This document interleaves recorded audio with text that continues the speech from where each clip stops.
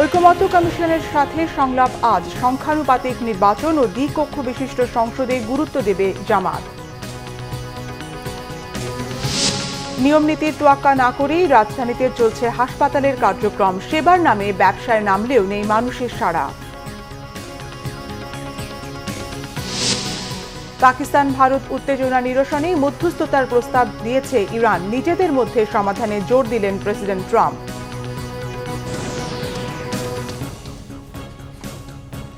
দেখছিলেন crown cement সংবাদ শিরোনাম। এবার বিস্তারিত। সংস্কার নিয়ে জাতীয় ঐকমত্য কমিশনের সঙ্গে আজ মতবিনিময় করবে বাংলাদেশ জামাতে ইসলামী।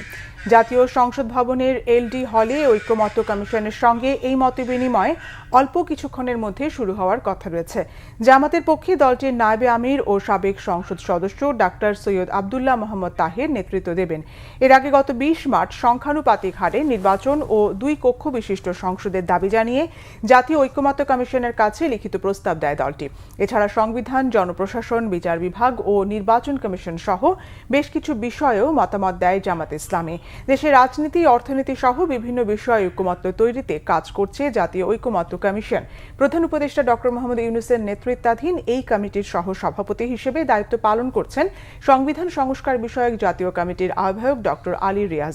তিনি রাজনৈতিক দলগুলোর সাথে কমিশনের বৈঠকে রাষ্ট্রের প্রতিনিধিত্ব করছেন।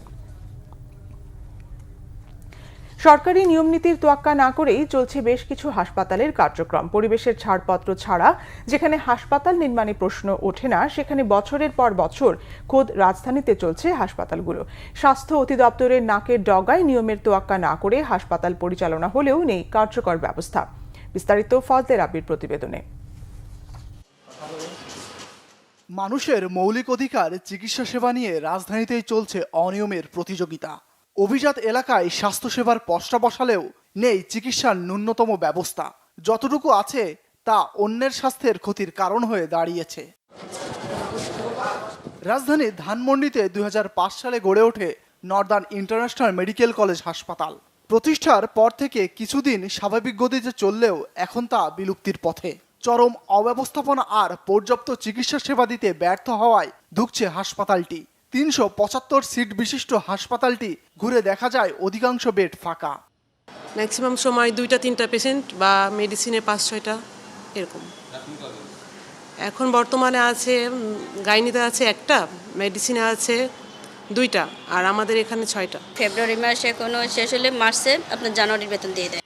পরিবেশের ছাড়পত্র না থাকলেও কোনো ধরনের বাধা ছাড়াই চলছে হাসপাতালটি। প্রতিষ্ঠানটির সহকারী পরিচালক নিজেদের ব্যর্থতার দায় স্বীকার করলেন। মন্ত্রণালয় থেকে ভর্তি স্থগিত বিদায় অন্য কোনো জায়গায় জব দেয় না, একটা দেয়। আর এটা হলো 73 লক্ষ না কত লক্ষ টাকা, এটা ইএফটিটা করার জন্য লাগবে। তো এই যে চালাই আমি শুধু বেতন পায় না। কোনো প্রফেসর 18 লাখ 20 লাখ না, বা 18 লাখ 15 লাখ 14 লাখ, তারপর গত এই বেতনই পায় না, বেতনই দেয় না। একই চিত্র সিরাজুল ইসলাম মেডিকেল কলেজ হাসপাতালেও। একটি হাসপাতাল পরিচালনার জন্য যে কয়েকটি বেডের প্রয়োজন তাও নেই সেখানে। নিয়ম মাফিক নেই হাসপাতালের জায়গা। কিভাবে সরকারের নিয়ম উপেক্ষা করে চলছে হাসপাতালটি তা নিয়ে কথা বলেনি কর্তৃপক্ষের কেউ। পরিবেশের ছাড়পত্র ও বেসরকারি হাসপাতালগুলোর অব্যবস্থাপনার কারণ জানতে চাইলে স্বাস্থ্য অধিদপ্তরের পরিচালক পক্ষ নেন হাসপাতালের। নিজেদের উদাসীনতার দায় চাপিয়ে দেন পরিবেশ অধিদপ্তরের নীতিমালার ওপর। সার্বিক বিবেচনা করে সংশোধনের সুযোগ দিয়ে এগুলো চালু রাখা যায় কি না। তো এই জন্য যেহেতু পরিবেশ শর্তাবলী একটু কঠিন, আমরা তাদেরকে রিমাইন্ডার দিয়েছি যে এগুলো আপনারা সংশোধন করে সময় নিয়ে চালু করা যায় কি না। একদম ধান বন্ধ করা কিন্তু সোজা। আবাসিক ভবনে পাঠদান, নিজস্ব ক্যাম্পাস না থাকা এবং বাংলাদেশ মেডিকেল অ্যান্ড ডেন্টাল কাউন্সিলের অনুমোদন ছাড়াই শিক্ষা কার্যক্রম পরিচালনার অভিযোগ রয়েছে বেশ কয়েকটি বেসরকারি মেডিকেল কলেজ হাসপাতালের বিরুদ্ধে। ফজলে রাব্বি, বাংলা ভিশন, ঢাকা।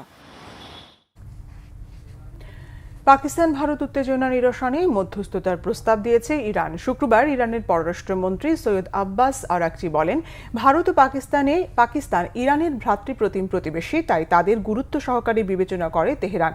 সামাজিক যোগাযোগ মাধ্যম এক্সে দেয়া এক পোস্টে সৈয়দ আব্বাস আরাকচি লেখেন, ইসলামাবাদ ও নয়াদিল্লির থাকা ইরানি দূতাবাসের মাধ্যমে পাকিস্তান ও ভারতের মধ্যে বর্তমান উত্তেজনাকর পরিস্থিতির সমাধান করতে চায় ইরান।